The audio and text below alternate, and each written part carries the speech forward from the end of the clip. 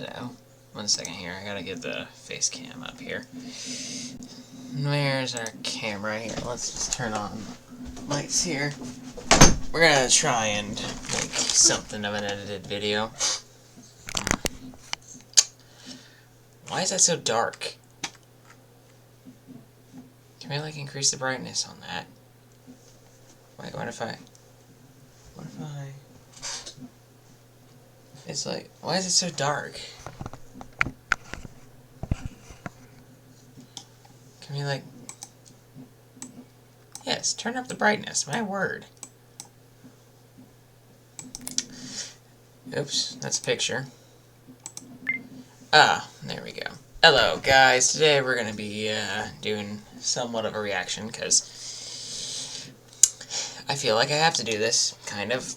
I just need to do this. We got this thing here for our little video here.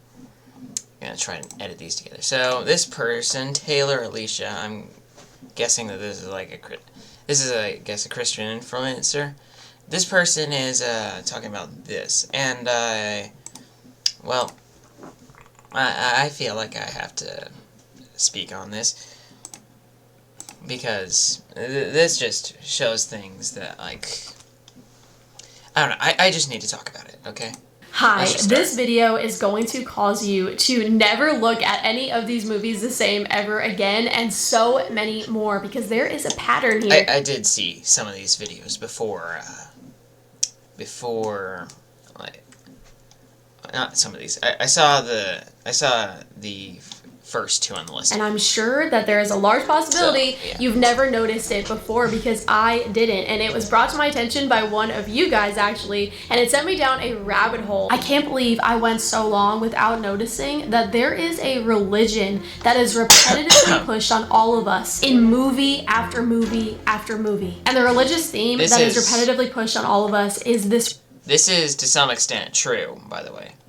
Religion called Gnosticism. I'm just here to like that. And if you don't know what Gnosticism is, it is essentially putting God in a bad light. In Gnosticism, the concept of God is often complex. But in many Gnostic interpretations, the creator God of the Old Testament is viewed as inferior, imperfect, or even evil, responsible for the material world, which is seen as inherently flawed. It's the belief that God is a tyrant, and he put Adam and Eve in this perfect paradise, but he was really keeping them ignorant about the world outside the garden and keeping them from knowledge and evolving to be like gods. The belief is that Lucifer was an angel of light that came to set them free, to enlighten them by helping them get to the fruit of knowledge that would make them reach a higher state of being. Now, there may be a few of you rolling your eyes at me, but I would love to show you what I found going down this rabbit hole that made it that I cannot unsee what I see now. And then after hearing all of the things I found,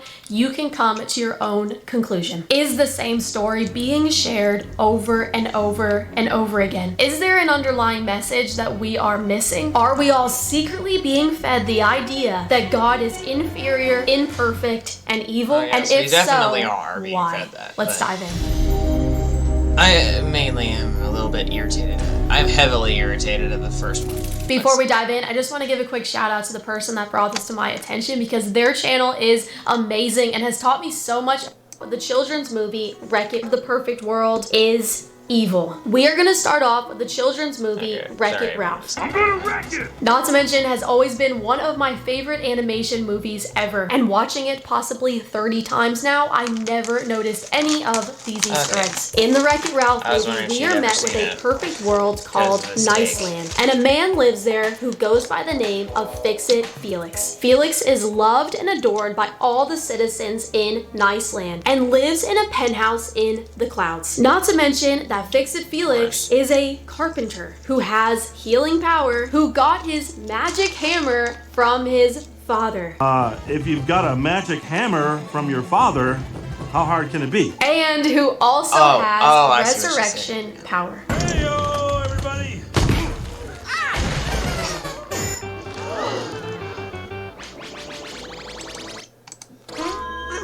I'm okay. Very similar to Jesus in the Bible. Okay, this Is anyone... I'm okay. Is anyone, like... I guess a lot of people are taking this seriously, and actually you should, in part, take this seriously, because this does have some stuff. Okay. This is not the same. This is just a person. This is literally a video game, for crying out loud. Fix-It Felix is the good guy because the person who designs the video game makes him the good guy, and Wreck-It Ralph is just tired of being abused and stuff. Well, not abused. Well, I guess he is. He just doesn't want to be the bad guy anymore. That's the whole point of the movie. Similar to Jesus in the Bible. And comparing this guy to Jesus is a little bit ridiculous. The healing... He does not... You really can't say that he has healing power. That's ridiculous. He revives because... It's literally made in a plot point. You can only revive because you're in your own game. There's a whole plot point to this. The reason why he has healing powers is because he's in his own game. You can't have the character die forever. Because, like, this whole place is an arcade. It's like... Joy. Could you please leave? Sorry, I'm making a video. Sorry. Thank you. Go. Joy, go. Joy, go! Go! Okay. And it's just a video game character, not... This comparison is a little bit ridiculous. And we are introduced to another character who is not welcomed or loved by the citizens of Niceland, and his name is Ralph. My name's Ralph, and I'm a bad guy. He wrecks the building in Niceland, and thankfully, Felix is always behind him, cleaning up his mess. And every time Ralph gets to the top of the building, he is repeatedly thrown back into the city dump where he lives. So now we have Ralph in the city dump looking up to Niceland. And throughout this movie, you are led to feel very sorry for Ralph, even though he is a bad guy. That's because the person that makes this not actually real game is like arcade game. He's put in the bad guy's place, and the whole point is that he doesn't want to be the bad guy anymore. And might I note that by the end he really becomes a good guy, if I remember correctly. It's been a little while since I've seen this, but it's just a little ridiculous sometimes. You don't just... Not every character is... You can't compare every character to another real person or something. Like, Felix, like, it is just crazy. For one thing, Felix isn't perfect either. He doesn't have, like, unlimited powers or anything. We see that in a different section where he's stuck because he can't break out of this prison cell and stuff. The entire movie, you are basically saying, dang, poor guy, poor Ralph. Sympathy for the devil. And throughout this movie, you will... This guy is not the devil. I'm just saying.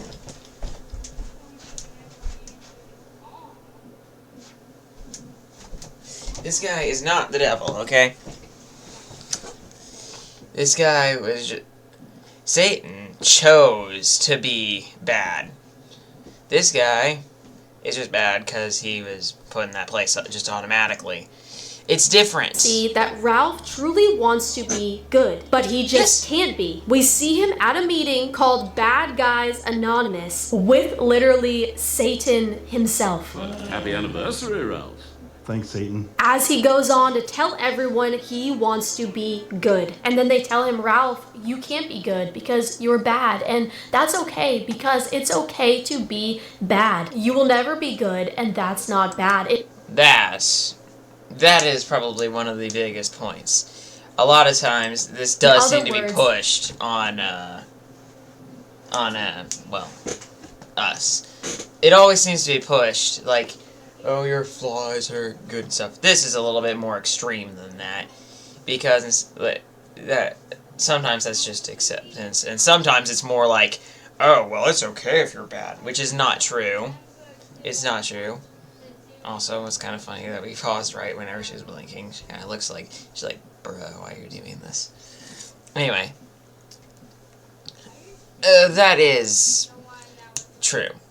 That is true. Just be yourself. Embrace sin and embrace the bad in you. I am bad, and that's good. I will never be good, and that's not bad. There's no one I'd rather be than me.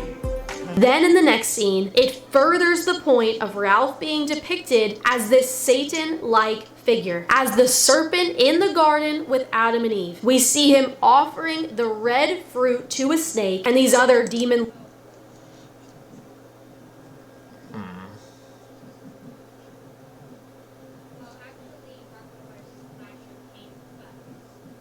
That is rather interesting.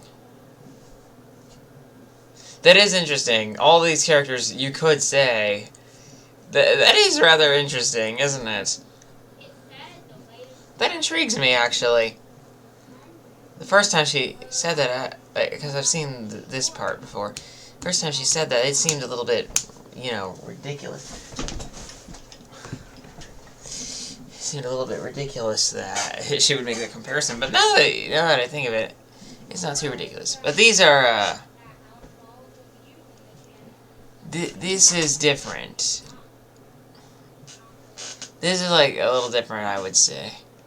For one thing, this is him giving food to the apparently they just don't have food or something. This is an act of charity and of being nice, not like being evil. Well, I don't know where he got those cherries The name from. Ralph is also derived from the This is hilarious. She makes the comparison that this name is derived from the Norse, and it means wolf. It means wolf. That is pretty much certainly a coincidence, I would say. You know, it's just a name. Like that is your some name. You do, like... I feel like people make these ridiculous connections. I feel like a lot of Christians will make the most ridiculous connections between... Listen, you can connect pretty much anything with anything. Everything is connected. I don't exactly remember where it says, but I'm practically certain that it says somewhere in the Bible that, like it says something along the lines of, like, there is nothing new, everything is the same, or something like that.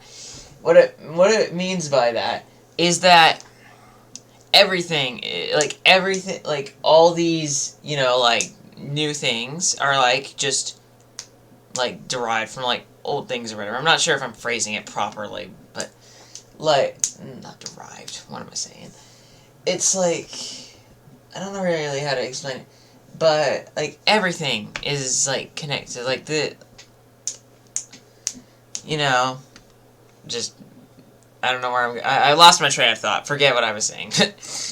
wolf. Then we are met with a scene that portrays... Oh, yes. You can connect, like, anything with anything.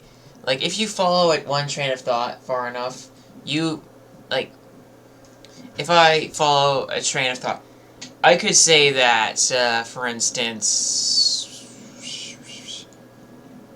I am pretty sure if I followed a train of thought long enough, I could connect this pepperoni with propaganda for this religion she's talking about. Like, it's just a little ridiculous. Portrays Satan's words in Isaiah. Ralph makes his way up to the penthouse door and enters into a party that is going on in Niceland. He gets into an argument with them, destroys their cake, and says that he is going to get a medal like Felix has, and it will outshine any medal that Felix has, which is a very similar scenario in Isaiah 14:14, where Lucifer tells heaven, "I will ascend above the heights of the clouds. I will be like the Most High." A little later in the movie, as Ralph embarks on his quest to get a medal to be better than Felix, he finds himself in a candy paradise, and he lands by... The reason why he is wanting a medal in this movie is because he wants to prove that he can do good things too and all that stuff. not like, like, Felix is not God. It's just ridiculous. By a tree in a candy garden where he meets a girl and he lies to her about who he is. You're not from here, are you? No, well, yeah. I mean, not from right in this area. I'm just doing some work here. What kind of work? There's some routine candy tree trimming. Is this story sounding familiar at Okay. There are some similarities in here, and I think that really some of these plot points you could say are propaganda. But what she's about to say, she's comparing this to the whole Adam and Eve garden story stuff. This is ridiculous. Like, he lies to her because he's not wanting to get in trouble. As I said, I haven't seen this in a while, so. at all to you? This girl, who goes by the name Vanellope, grabs the medal that is found hanging on a branch. The medal that could help make you like Felix, symbolizing the fruit of knowledge.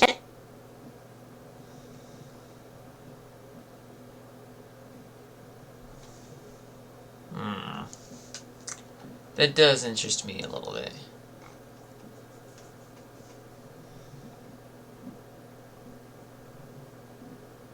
Might be right, actually, about that particularly. I don't know, though. And it's in this Let's keep moment that going. we see Vanellope glitch for the first time. Vanellope has a defect that is making her glitch. And if she is caught glitching, she will be thrown out of the game by King Candy, the ruler of the candy paradise. Much like Ralph, Vanellope is desiring to be accepted just as she is. Glitch and all. This whole glitch thing. Vanellope, she's... I've seen this ends before, up- but she's about to compare it to, like, sin or something. But in the garden of... what was it called again? I don't know. My brain is farted. But in the garden... Eden. In the Garden of Eden... They did not have sin until they sinned. Like, before that, they were perfect, I guess. Not wanting to say anything incorrect here. But yeah, I'm pretty sure that's that's correct. Where was I going with this? Here, Penelope, whatever. Here, Penelope has a glitch, but this glitch, like, has been with her for who knows how long, and it's not even her fault.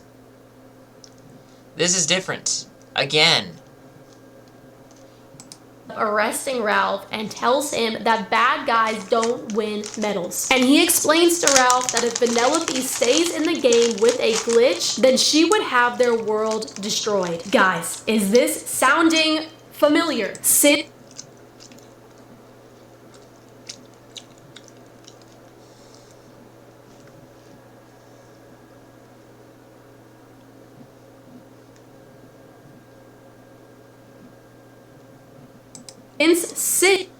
But this is interesting.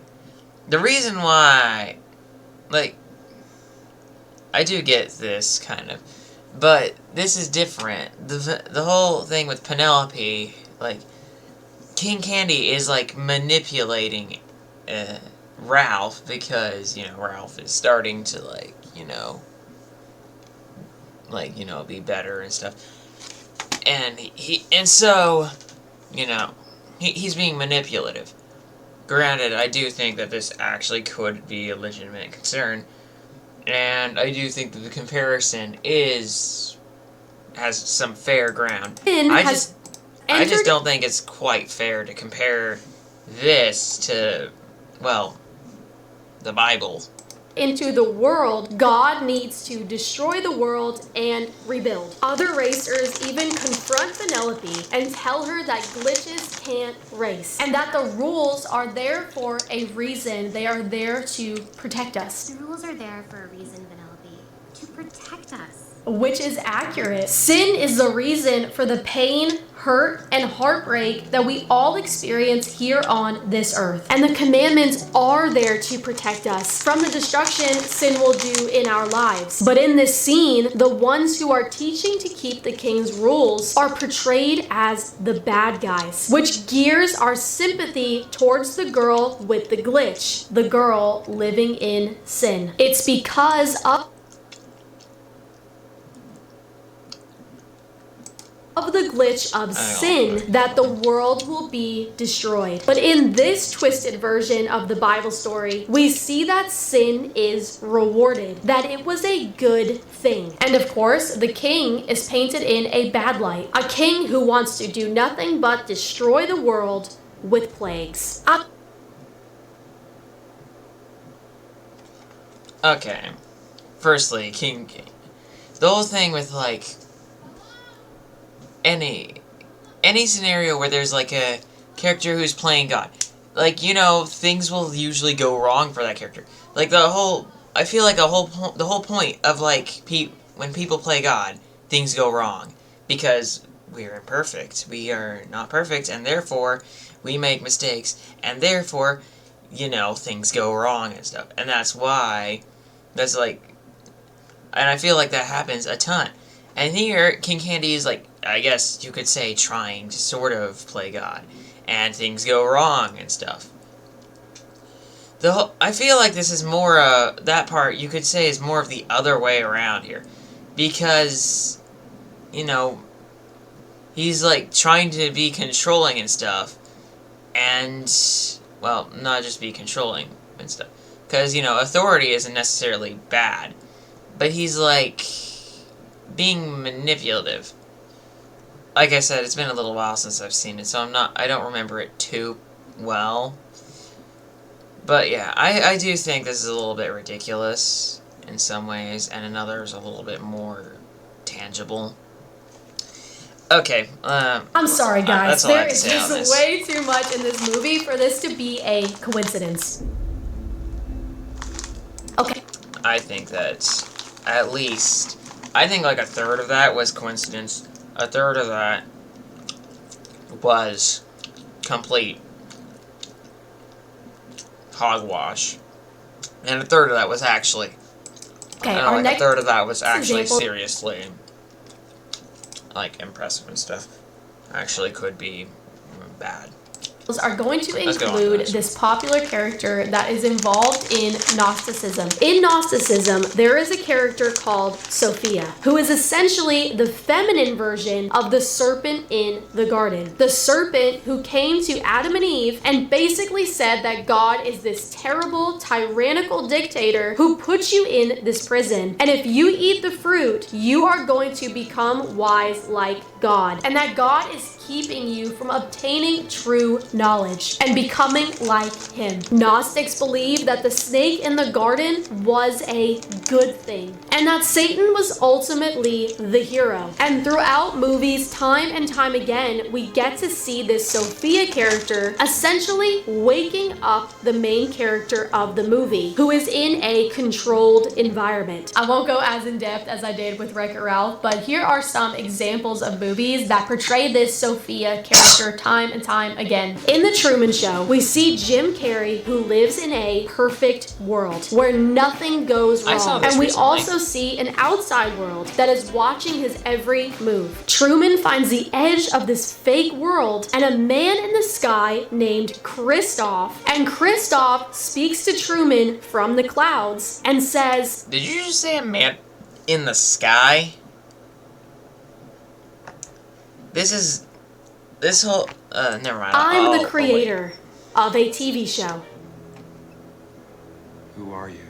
I am the creator of a television show. He says that he's watched Truman his whole life and built this perfect world for him. And there's nothing outside that door to utter darkness except pain. Truman rejects the man in the clouds and steps through the door to outer darkness, and all the watching people cheer with joy. We also see him putting his arms out in like a crucifixion pose, stepping out into eternal darkness.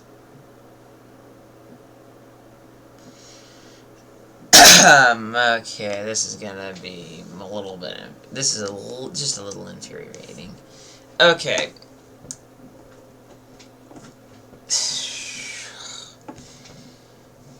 This is, like, I guess you could compare this to a lot of it. Like, this is true. A lot of these movies do seem to push this religion, and some of them definitely are pushing this religion. But the Truman Show? Okay, this particular scene, he's just, I don't know about the position there, but he's just, like, bowing and stuff. He's just, you know, doing his weird comedic thing. And he's not going out into eternal darkness or whatever. He's, like, going outside.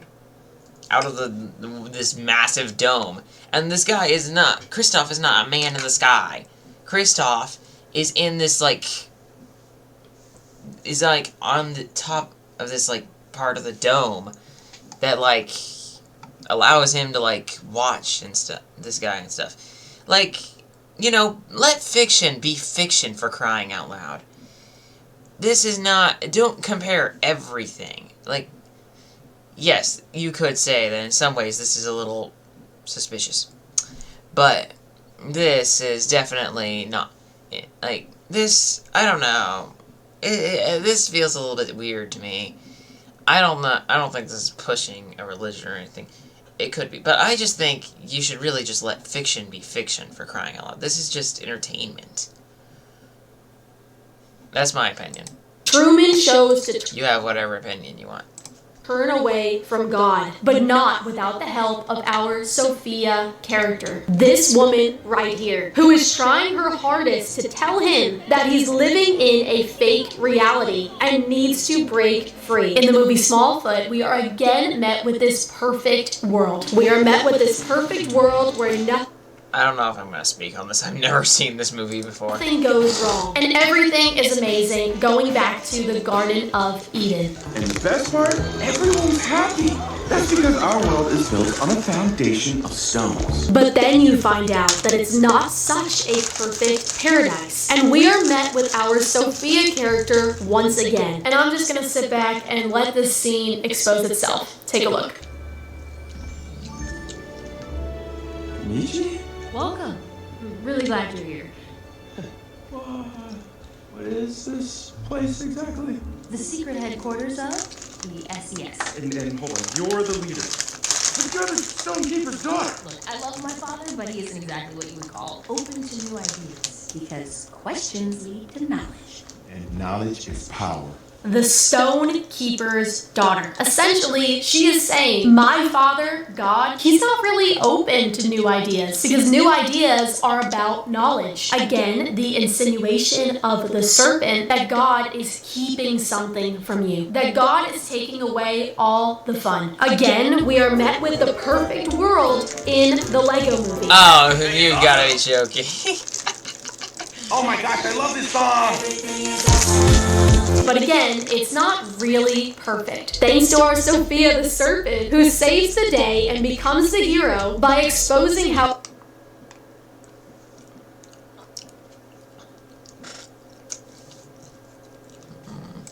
evil their creator, Lord Business, truly is. For trying to make every... Listen, a lot of movies are going to, like, the whole point, if there wasn't some bad guy or something, then there wouldn't be a plot. There wouldn't be a movie, for crying out loud. And I'm just thinking, you know, like, I just think that maybe once in a while, it's just, maybe some people note that it's like, oh, maybe it'll be a cool plot twist if the guy everyone thinks is a good guy is a bad guy. Maybe it's just that. But also, are you seriously talking about the Lego movie here? This is the most ridiculous, one of the most ridiculous movies I've ever seen, and you're gonna talk about this as propaganda? I've heard some pretty ridiculous things on this before, but this has got to trump everything else. Everyone, follow the instructions. Hey everybody! You don't know me, but I'm on TV, so you can trust me. This is Emmett. Okay, that line right there is a little suspicious. He was just like all of you. But it could also be just a joke.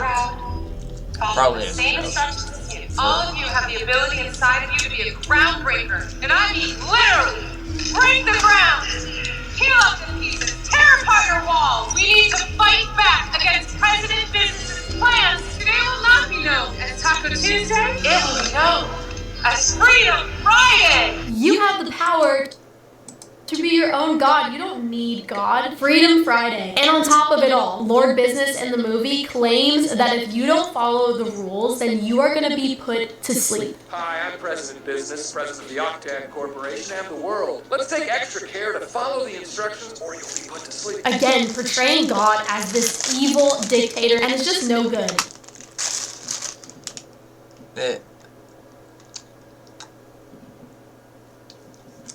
I think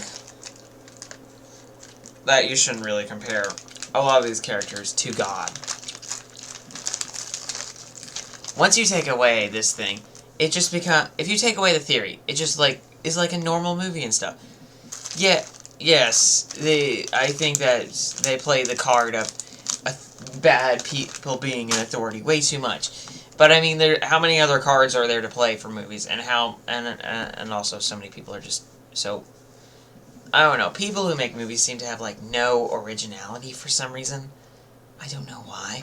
But they seem to, oh, let's take this idea that's been used 100 times and let's do it again! Yay! Yeah, they seem to play the same cards other people do a lot. And it results in a lot of soulless TV shows and movies and stuff. I just think that this is just a commonly played card. And I do think that sometimes it is actually the case that this is propaganda for this religion and stuff. But I just think that this is a little bit crazy.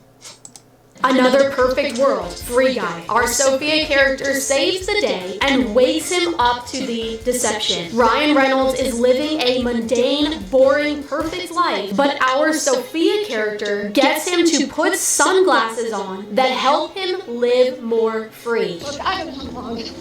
Freer, not more free. But, once again, this is another digital world and stuff, and I feel like this is just another trope that's just being played and stuff. And also there are some things in this movie I would like. Maybe I should let this finish though first. I want to see what she says. Is that what the Girl Scout thing? There's something inside you guys. I don't want anything inside of me. They expected you to follow the rules and do the same thing every day. You are so much more than that. Which in this movie, free means stealing cars and riding around with someone else's wife. He's one of the sunglasses people. And the people who wear sunglasses are heroes. That's not even his car. Or his wife. Ugly Dolls. Same plot. It's another... I've never even heard of that. But, yeah, Free Guy is a little bit disturbing. In some ways, it is definitely disturbing. But I do think... Well... Yeah, I guess I'll actually give her that one. Today here in Uglyville, grab your shoes, time to spread the good news. All the dolls that are created in the factory are supposed to be perfect, but the defective ones get thrown down to Uglyville. But Uglyville looks so colorful and fun. They are trying to make their way to the Institute of Perfection, where everyone worships the most perfect guy named Lou. Who's Lou? Were you born yesterday? Go to the big, you know where. You're here to try to earn your ticket there. Better listen up or you haven't got a prayer. Got you measure up or you won't get beat down on there. Exclusive club that you won't in. Or you'll end up in the old recycling. And everything there is so gray and boring, but all perfect and uniform. Perfection is made to look boring. Heaven is made to look boring. By the end of the movie, they defeat Lou, and all the perfect people get brought down to Uglyville, where everything is chaotic and all the houses are tilted, and they slap paint on their faces and have so much fun living lawlessly. Aladdin. When you look at the prophecy of the book of Revelation, you will see that the church, the body of believers, are called the bride. Aladdin? If we are the bride of Christ and he is the Prince of Peace, that makes us Never a seen that princess. movie, Bilbo. And Disney has all of these princess movies, and many of them have the same theme. A king wants his daughter to marry the prince, but instead, Jasmine falls in love with Aladdin, who is a thief. He literally hands her an apple and takes her away from the palace, singing the song that says, "I can open your eyes." Guys, I can't unsee this. He continues singing that he's taking her to a whole new world with no rules. No one to tell us no or where to go. Aladdin's best friend is a shape-shifting genie who is a demon. You never had a friend like me. Pocahontas, same thing. Her father wanted her... Did you just hear what I just heard? I don't think that you should compare Aladdin to any sort of biblical character. I always thought of that song as just being a stupid song sung by two irresponsible young adults who hadn't seen much of the world yet. And as for the genie and stuff, you know, like, genies aren't real and stuff. So, like, you know, no one thinks of them as demons or stuff, except for, like, I guess her, and I guess I would too. But they aren't real. They aren't genies and not real. This is just, like, an idea someone came up with. So, I still think that's ridiculous. To marry that chief guy who was so serious. But he's so serious. But instead, she falls in love with the thief, also filled with witchcraft, Thief? sorcery, and talking to the spirits. The Little Mermaid rebels. I do not remember this thievery thing. What? I don't know. Clearly I don't remember enough to speak on that. But I will just... I do know that it had some stuff with witchcraft and sorcery in it and stuff. So I'm not even going to argue about that. From her father's rules and rejects living in the perfect world of Atlantica. Her father, the king, was keeping her from the outside world where her true happiness was. This topic fascinates me endlessly because once you see this, you can't unsee it. And something that I really think about and I wonder is if these producers are intentionally doing this or they have no idea that they're being used by the spiritual world to carry out the devil's plans. They secretly plant big seeds in the minds of children and unbelievers who don't know God to make them turn from a God that loves them, convincing them subconsciously that Satan is the fun, cool, good guy, and God is the bad guy who is full of rules and commands. Yeah, In The Little Mermaid, I don't know why you just ended it and cut it off there, but you didn't talk very much about that. But, Poisidon, I guess is I forget if it's that actually his name in that movie. But, he's not depicted as the bad guy. He's depicted as a father that's worried about his child and stuff. He's not depicted as the bad guy, Ursula, whoever, like, whoever you would think that is in your little theory is the bad guy. Girl. Whatever. The bad girl. Sounds weird. I don't care. It sounds weird. It's correct, so... Anyway, I do think that that probably is, in some way, propaganda for rebelliousness and stuff. I don't know why Disney does it, but, yeah, apparently this girl thinks it's religious propaganda. I'll agree with her on this one, though. Just saw this Well, no, I won't agree with her on this one. I'll agree with her on Pocahontas, though. Cool video to expose how the devil is so sneaky and how he uses the media to carry out his wicked agenda, and for you all to be made aware of how sneaky he truly is. We need to be really careful about what we watch and protect the children in our lives. And I'm also just so glad that I know that our God is good and that apart from him, there is nothing good. No one is good except God alone. And I can't wait to spend eternity with him and to be completely rid of the sin that has caused me nothing but pain, hurt, and shame. The eternity that is offered and available to every single one of us. God bless you guys. I'll see you for our next video. See ya. Hey guys, what's up? Thank you so much for watching today's video. If you want to see Okay, well, I guess that was interesting. Let's go here. Okay, people. Let's see here. So, yeah, I feel like I think that she had a fair few points, really, because you know, Disney does push this whatever, this rebellion and stuff, and that's not good. That's not good. But I feel like the Wreck-It Ralph especially, and really almost all of the movies, I like that took it to like a new level of like suspicion and stuff. I do agree on some level that, you know, like, well, you could find like this sort of propaganda in a lot of them, and don't get me wrong, rebellion is pushed into a lot of these movies for whatever reason, and I do think it could be used for evil, and it certainly is, but I would not go so far as to start comparing imperfect movie characters to, like, Bible characters. Like, for instance, Felix is not, like, how can you even compare Felix to Jesus and stuff?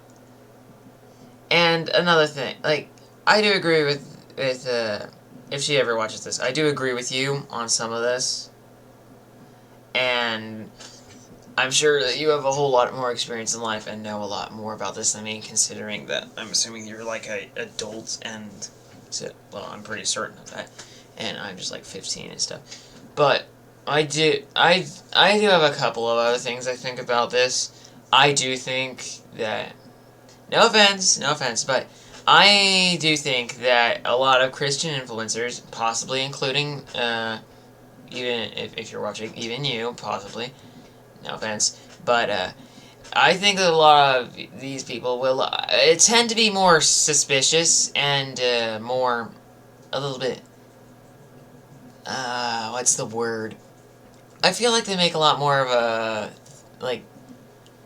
a big deal out of it. Like, I feel like they compare, like, more or less, like, non-propaganda stuff to, I just feel like they kind of expand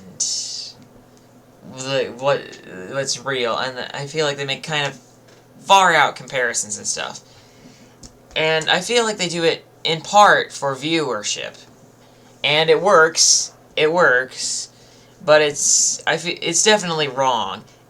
And while I do think that Taylor Aleisa is in some ways correct, I do think that if you're watching, I think you definitely blew some of this out of proportion. And, you know, maybe I'm wrong. And I'm sure I'm wrong on some parts, and to everyone and stuff, I'm sorry for that. I know that I probably have gotten the wrong opinion on this, and this is only my opinion, so make your own. And do be vigilant on this sort of thing, because, you know, this sort of thing can be hidden anywhere. It might be there, or there, anywhere. You never know where it might be. Anywhere. But, yeah. this sort of thing, you know, you know, there is propaganda for this and stuff. So yeah, I guess that's all I have to say. Subscribe to Taylor Aleisa and subscribe to me.